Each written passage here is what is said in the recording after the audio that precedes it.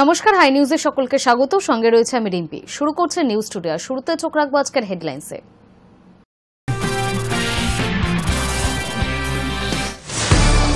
টানা বৃষ্টিতে খাস কলকাতায় ভাঙল দুটি বাড়ি, একটি গিরিশ পার্ক, অন্যটি বউবাজার এলাকায়। ঘটনায় হতাহতের কোনো খবর নেই। বৃষ্টিতে ব্যাহত জনজীবন, কলকাতার একাধিক এলাকা জলমগ্ন। দুই বঙ্গেই জারি সতর্কতা, মৎস্যজীবীদের সমুদ্রে যেতে নিষেধাজ্ঞা। স্কুল চলাকালীন আচমকাই ভেঙে পড়ল ছাদ, মৃতের সংখ্যা বেড়ে কমপক্ষে 7, আহত বহু। রাজস্থানে ঝালওয়াড়ের এই ঘটনায় ধ্বংসস্তূপের নিচে আটকে প্রায় 60 জন। মুক্ত বাণিজ্য চুক্তি স্বাক্ষরিত হল ভারত ব্রিটেনের মধ্যে। চুক্তি স্বাক্ষরিত হওয়ার পর দুই দেশের মধ্যে বছরে $34 বিলিয়ন বাণিজ্য বৃদ্ধির সম্ভাবনা। মালদ্বীপ সফরে প্রধানমন্ত্রী মোদীর সফরকে দুই দেশের সম্পর্কে এক গুরুত্বপূর্ণ পুনর্নির্মাণের ইঙ্গিত হিসেবেই দেখছে কূটনৈতিক মহল। টানা বৃষ্টির জেরে জনজীবন ব্যাহত। বৃহস্পতিবার রাত থেকেই শুরু হওয়া টানা বৃষ্টিতে মধ্য কলকাতার একাধিক এলাকা জলমগ্ন হয়ে পড়েছে। শুক্রবার সকাল পর্যন্ত park street, central avenue, college street, Thanthania, Vivekananda road সহ কাকুরগাছের বিস্তীর্ণ অঞ্চল জলের তলায়। রাত ভোর বৃষ্টি, কোথাও ভারী কোথাও মাঝারি, আর তাতেই জলমগ্ন কলকাতা তো বটেই, বিভিন্ন জেলার বিস্তীর্ণ এলাকা। শুক্রবারও বৃষ্টি থেকে রেহাই নেই, এমনই জানালো আলিপুর আবহাওয়া দপ্তর। বঙ্গোপসাগরে ঘনাচ্ছে নিম্নচাপ, তার জেরে দক্ষিণবঙ্গ তো বটেই, ভাসবে উত্তরবঙ্গ। দুই জেলায় জারি লাল সতর্কতা, কোনো কোনো জেলায় কমলা সতর্কতাও জারি করেছে আবহাওয়া দপ্তর। বৃহস্পতিবার রাত থেকে ঝমঝমিয়ে বৃষ্টি নামে কলকাতা সহ দক্ষিণবঙ্গের একাধিক জেলায়। রাতভর বৃষ্টিতে কোথাও গোড়ালি ভেজা জল জমে, কোথাও আবার হাঁটু সমান জল। সকাল থেকে বৃষ্টির তেজ কমলেও আকাশ মেঘলা, মাঝে মাঝে রোদের দেখা পাওয়া গেলেও তা ক্ষীণ। শুক্রবার দিনভর পুরুলিয়া, পূর্ব পশ্চিম মেদিনীপুর, পূর্ব পশ্চিম বর্ধমান, দক্ষিণ 24 পরগনা, হুগলি, বাঁকুড়া, ঝাড়গ্রাম এলাকায় অতি ভারী বৃষ্টির সম্ভাবনা রয়েছে বলে জানাচ্ছে আলিপুর আবহাওয়া দপ্তর। উপকূলবর্তী এলাকাতেও জারি রয়েছে সতর্কতা। সমুদ্র উত্তাল থাকার কারণে বৃহস্পতিবার থেকে পরবর্তী নির্দেশ না দেওয়া পর্যন্ত মৎস্যজীবীদের সমুদ্রে না যাওয়ার নির্দেশ দেওয়া হয়েছে। শুধু দক্ষিণবঙ্গই নয়, উত্তরবঙ্গের দার্জিলিং, কালিম্পং, জলপাইগুড়ি এবং আলিপুরদুয়ার জেলাতেও শুক্রবার দমকা ঝোড়ো হওয়ার সঙ্গে ভারী বৃষ্টি বইতে পারে বলে জানাচ্ছে Mausam Bhavan. Hi News network.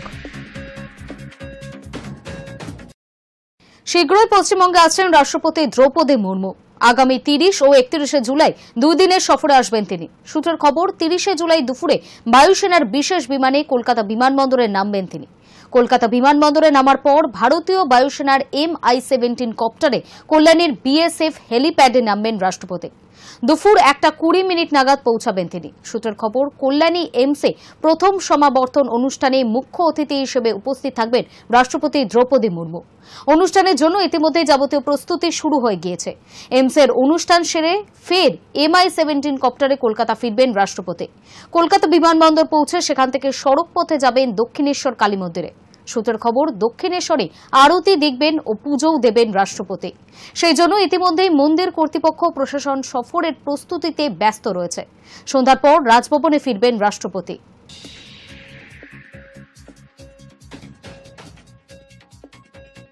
রাতভর লাগাতার বৃষ্টির শহর কলকাতায়, যার জেরে খাস কলকাতায় ভাঙল দুটি বাড়ির একাংশ, একটি গিরিশ পার্ক, অন্যটি বউবাজার এলাকায়। তবে ঘটনায় হতাহতের কোনো খবর নেই। আতঙ্ক তৈরি হয়েছে বাসিন্দাদের মধ্যে। অন্যদিকে বৃষ্টিতে ফোর্ট উইলিয়াম সংলগ্ন ময়দানের কাছে একটি গাছ উপড়ে পড়ে। তবে কলকাতা পুলিশ সঙ্গে সঙ্গেই রাস্তা পরিষ্কার করার উদ্যোগ নেন, কোনো যানজট তৈরি হয়নি। অন্যদিকে বৃষ্টিতে একাধিক এলাকায় জল জমেছে। তৎপরতার সঙ্গে কাজ শুরু করেছে পুরসভা। কিছু কিছু জায়গায় ইতিমধ্যেই জল নামতে শুরু করেছে।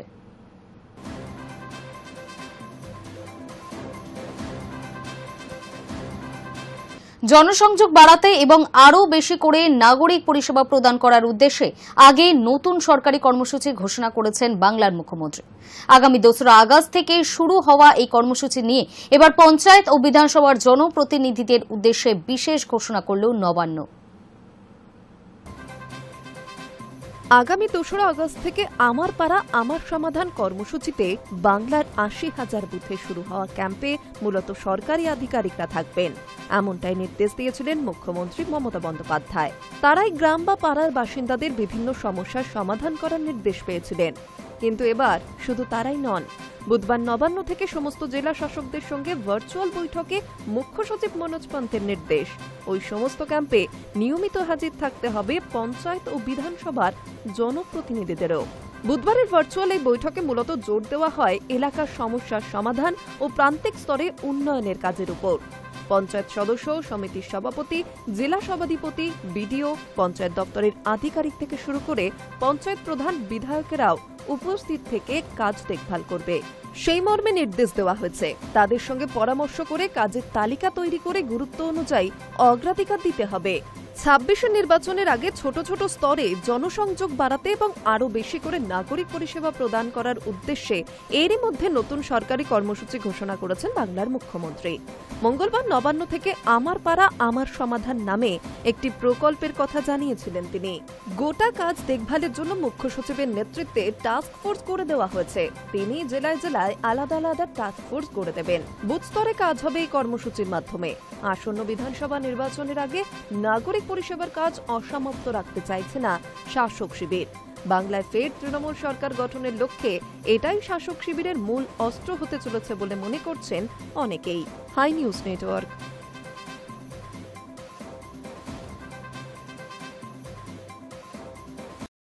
বর্ষা এলেই জল যন্ত্রণায় জীবন দুর্বিষয় হয়ে ওঠে ঘাটালবাসীর। প্রতি বছর এই পরিস্থিতির মোকাবিলা করতে উদ্যোগে হন ঘাটালের তারকা সাংসদ দেব। ঘাটাল মাস্টার প্ল্যান রূপায়ণে প্রাথমিকভাবে 500 কোটি টাকার বরাদ্দ করেন বাংলার মুখ্যমন্ত্রী মমতা বন্দ্যোপাধ্যায়।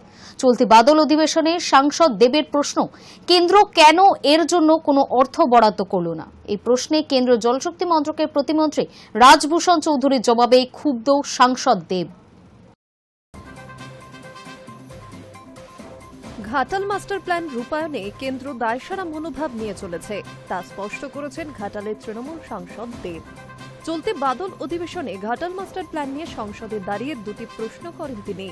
কেন এই প্রকল্প রূপায়ণে কেন্দ্রীয় সরকার বাজেট বরাদ্দ করল না? প্রকল্প রূপায়ণে রাজ্য সরকার কি এশিয়ান ডেভেলপমেন্ট ব্যাংক বা ওয়ার্ল্ড ব্যাংকের মতো সংস্থার থেকে অর্থ নিতে পারবে?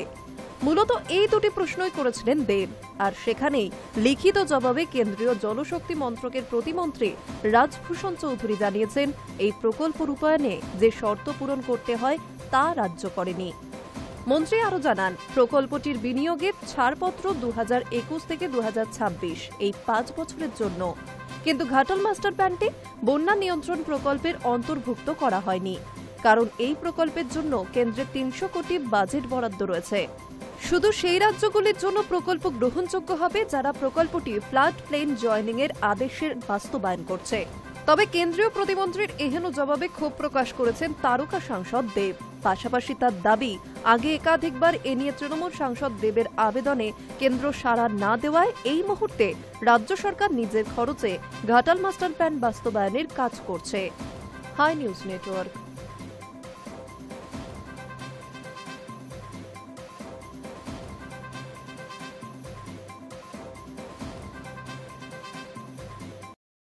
সাহসিকতার পরিচয় দিলেন পাঞ্জাবের মোগার দুজন যুবক। প্রবল বৃষ্টির জেরে ধস নেমে মাঝপথে আটকে পড়েছিল স্কুলের 35 জন পড়ুয়া।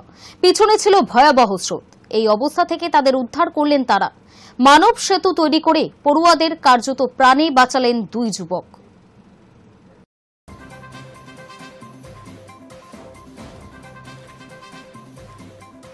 অভূতপূর্ব সাহসিকতার পরিচয় দিলেন পাঞ্জাবের মোগার দুজন যুবক। প্রবল বৃষ্টির জেরে ধস নেমে মাঝপথে আটকে পড়েছিল স্কুলের 35 জন পড়ুয়া। পিছনে ছিল ভয়াবহ স্রোত। এই অবস্থা থেকে তাদেরকে উদ্ধার করলেন তারা। মানব সেতু তৈরি করে পড়ুয়াদের কার্যত প্রাণে বাঁচালেন দুই যুবক। কোনো সাহায্য ছাড়াই সুদীপন্দর সিং এবং গগনদীপ সিং নামের দুই যুবক তৈরি করেন মানব সেতু। তারপর একে একে পার করা হলো সব শিশু ও আরও অন্তত 10 জন স্থানীয় মানুষকে। ঘটনাটি ঘটেছে মাল্যান গ্রামে। প্রবল বৃষ্টির জেরে স্কুল ছুটি হয়ে যায়। পড়ুয়ারা বাড়ি ফিরছিল। তখনই গুরুদ্বারের মাইক থেকে ঘোষণা করা হয়, প্রবল বৃষ্টিতে রাস্তা ধসে পড়েছে। গ্রামে প্রবেশের একমাত্র রাস্তাটি তলিয়ে গেছে। বহু শিশু আটকে পড়েছে অন্য প্রান্তে। খবর পেয়ে ছুটে যান গগনদীপ এবং সুদীপন্দর। উদ্ধার কাজের ভিডিও ফুটেজ দেখা গিয়েছে। ধসে যাওয়া রাস্তার ফাঁকে প্রবল স্রোত। সেখানে অন্তত কোমর সমান জলে দাঁড়িয়ে একে অপরের হাত ধরে মানব সেতু তৈরি করেছেন দুই যুবক। আর তাদের ওপর দিয়েই একে একে পার করানো হচ্ছে শিশু এবং গ্রামবাসীদের। গ্রাম পঞ্চায়েতের এক সদস্য জানান, যে সাহস দেখিয়েছে সুধীবান্দার ও গগনদীপ তা সত্যিই অনন্য। তাদের এই সাহসের জন্যই এতগুলো জীবন রক্ষা পেল। পঞ্চায়েতের তরফে তাদেরকে সংবর্ধনা জানানো হবে। তবে এই ঘটনার পরে ক্ষোভও প্রকাশ করেছেন গ্রামবাসীরা। তাদের অভিযোগ, মাল্যান ও রাসুলপুর গ্রামের সংযোগকারী একমাত্র রাস্তাটি বহুদিন ধরেই খারাপ অবস্থায় ছিল। স্থানীয় প্রশাসন কিংবা গ্রাম পঞ্চায়েত কেউই কোনো পদক্ষেপ নেয়নি। এখন যখন এক ভয়াবহ বিপদ ঘটে গেল, তখনও মেরামতের কাজ শুরু হয়নি। তারা রাজ্য সরকার এবং লুধিয়ানা জেলা প্রশাসনের কাছে অবিলম্বে রাস্তাটি সারানোর দাবি জানিয়েছেন। Hi News network.